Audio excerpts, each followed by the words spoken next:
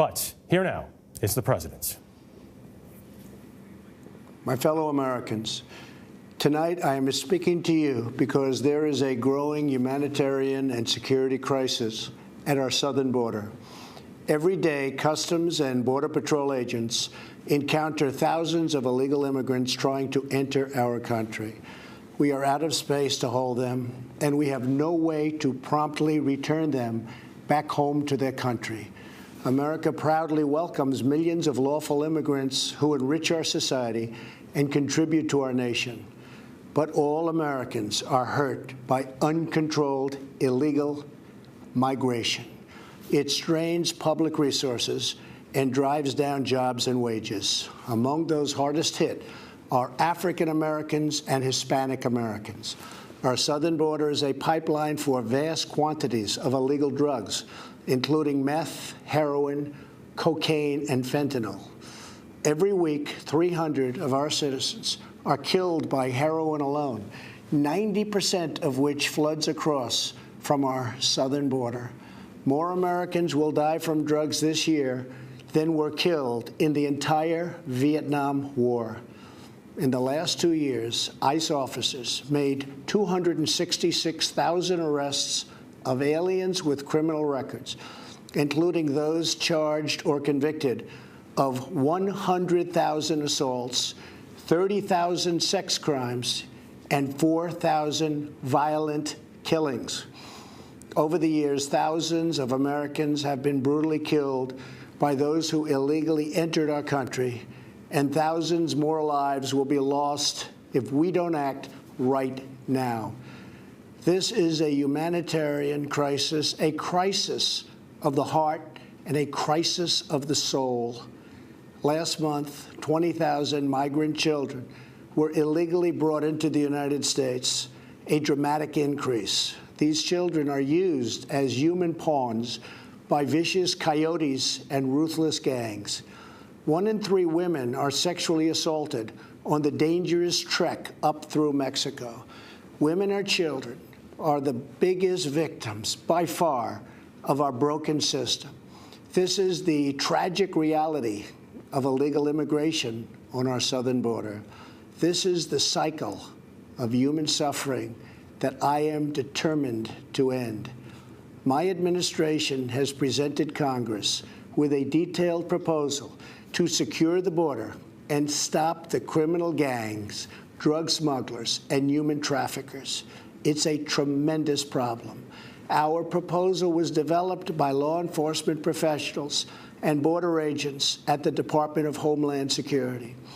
These are the resources they have requested to properly perform their mission and keep America safe, in fact, safer than ever before. The proposal from Homeland Security includes cutting-edge technology for detecting drugs, weapons, illegal contraband, and many other things. We have requested more agents, immigration judges, and bed space to process the sharp rise in unlawful migration fueled by our very strong economy. Our plan also contains an urgent request for humanitarian assistance and medical support. Furthermore, we have asked Congress to close border security loopholes so that illegal immigrant children can be safely and humanely returned back home. Finally, as part of an overall approach to border security, law enforcement professionals have requested $5.7 billion for a physical barrier. At the request of Democrats, it will be a steel barrier rather than a concrete wall. This barrier is absolutely critical to border security. It's also what our professionals at the border want and need. This is just common sense. The border wall would very quickly pay for itself. The cost of illegal drugs exceeds $500 billion a year, vastly more than the $5.7 billion we have requested from Congress. The wall will also be paid for indirectly by the great new trade deal we have made with Mexico.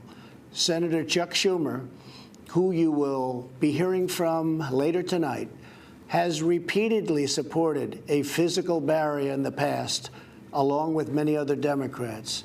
They changed their mind only after I was elected president.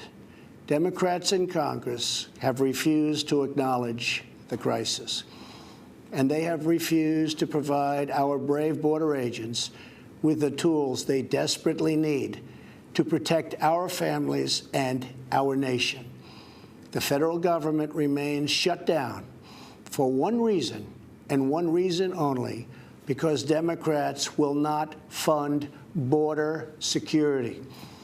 My administration is doing everything in our power to help those impacted by the situation. But the only solution is for Democrats to pass a spending bill that defends our borders and reopens the government. This situation could be solved in a 45-minute meeting. I have invited congressional leadership to the White House tomorrow to get this done. Hopefully, we can rise above partisan politics in order to support national security. Some have suggested a barrier is immoral. Then why do wealthy politicians build walls, fences, and gates around their homes? They don't build walls because they hate the people on the outside, but because they love the people on the inside. The only thing that is immoral is the politicians to do nothing and continue to allow more innocent people to be so horribly victimized. America's heart broke the day after Christmas when a young police officer in California was savagely murdered in cold blood by an illegal alien who just came across the border. The life of an American hero was stolen by someone who had no right to be in our country. Day after day, precious lives are cut short by those who have violated our borders.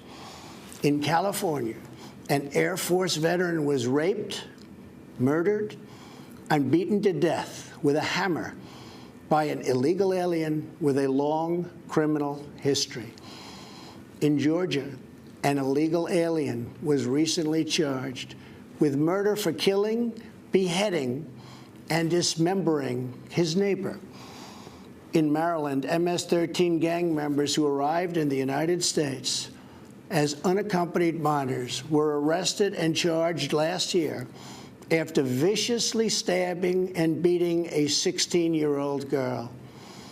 Over the last several years, I've met with dozens of families whose loved ones were stolen by illegal immigration. I've held the hands of the weeping mothers and embraced the grief-stricken fathers. So sad, so terrible.